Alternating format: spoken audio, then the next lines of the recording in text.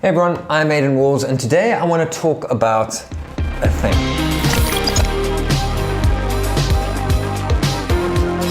So I'm always scouring the internet, always thinking about cameras and media and how to do better with my business and how to do better with making videos and photos for my clients.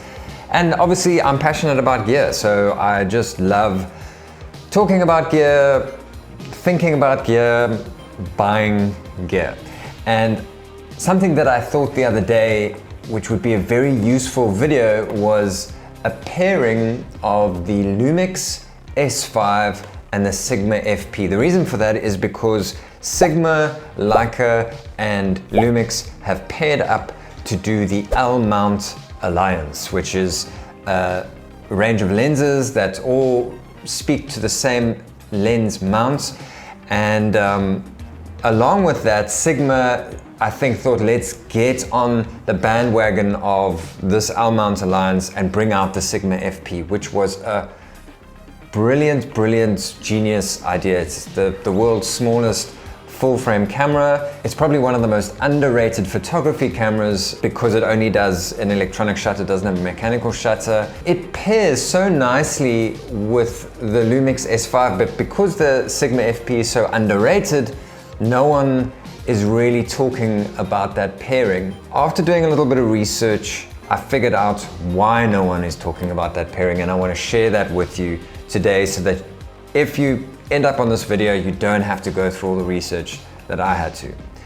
And so without getting into it too much, I'm going to speak about 2 or 3 reasons why you shouldn't go that route. So the sort of ecosystem that I've developed for myself, I have the Blackmagic Pocket Cinema Camera 4K, which is the camera I'm speaking to right now.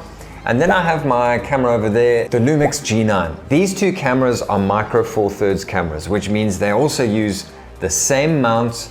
The native lenses that work on the Lumix work very well on my Blackmagic Pocket Cinema Camera 4K.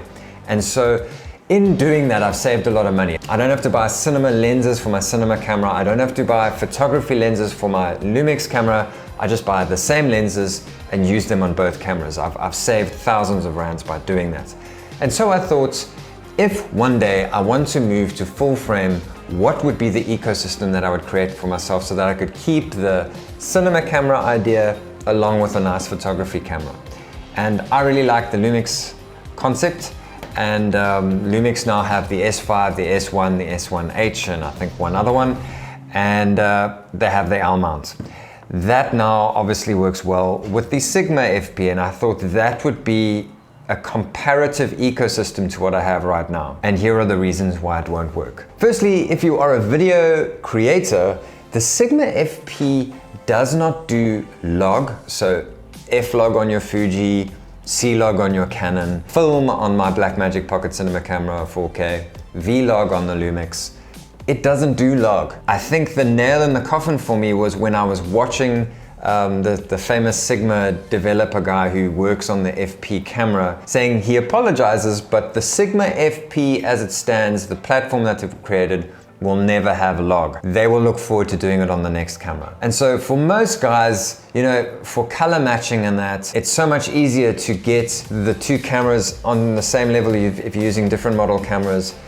Use log, get them up to the same color level, Rec 709 or whatever you're doing, and then do a grade on top of that. You can't do that with the Sigma FP. You're gonna have to figure something out yourself. Now that's something that you can work around. It's not the end of the world. The second reason is the final nail in the coffin. For most people, it's not the end of the world, and here's where you need to make your decision. If you already own an external recorder like the Atomos Ninja or the Blackmagic Video Assist, it's a screen that also records video. If you have one of those, then this ecosystem actually could be something that you could look at. But if you don't own one of those, and I looked today, the Blackmagic Video Assist 4K in South Africa is $20,000. So it's a lot of money, whereas with my ecosystem, my Blackmagic and my Lumix, I didn't have to buy anything extra to record the Blackmagic RAW, which works perfectly on my computer.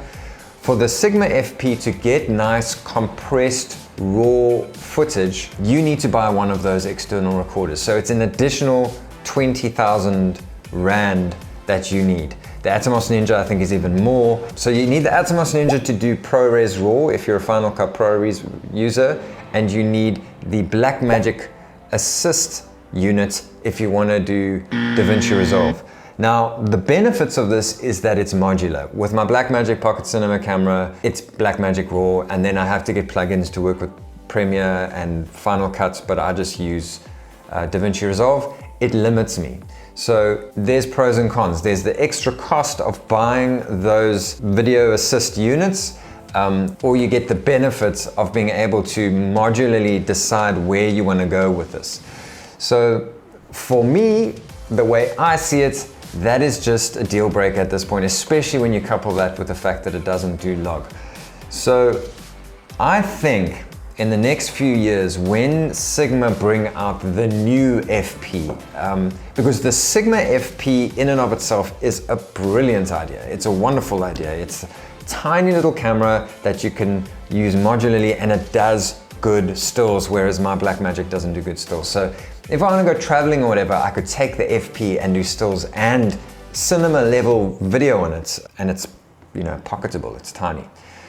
So that is the benefit, but at this stage, it's not quite there yet. So for me, this is kind of a personal video, but I think it's going to help a few people out there, is to get the ecosystem that I have right now, to have a cinema camera that matches your photography camera. And so this is an advice video for anyone looking to buy the Sigma FP or kind of go along with the setup I have, where I've got a photography camera and a cinema camera in one setup, one dual camera setup. It's not quite there yet. I would say wait for the Sigma FP, the version 2, and then I think it's time to switch from Micro Four Thirds to full frame for me personally, and for you if you're looking to get the world's smallest cinema camera and the world's smallest full frame cinema camera. Anyway, this is just a very niche video for people firstly looking to buy the Sigma FP, and secondly looking to buy a cinema camera that will complement their full frame Lumix camera. I don't think we are quite there yet. I think you should wait for the Sigma FP version 2. Thanks so much for watching. Please subscribe. Please let me know what you thought in the comments, and I'll see you in the next video.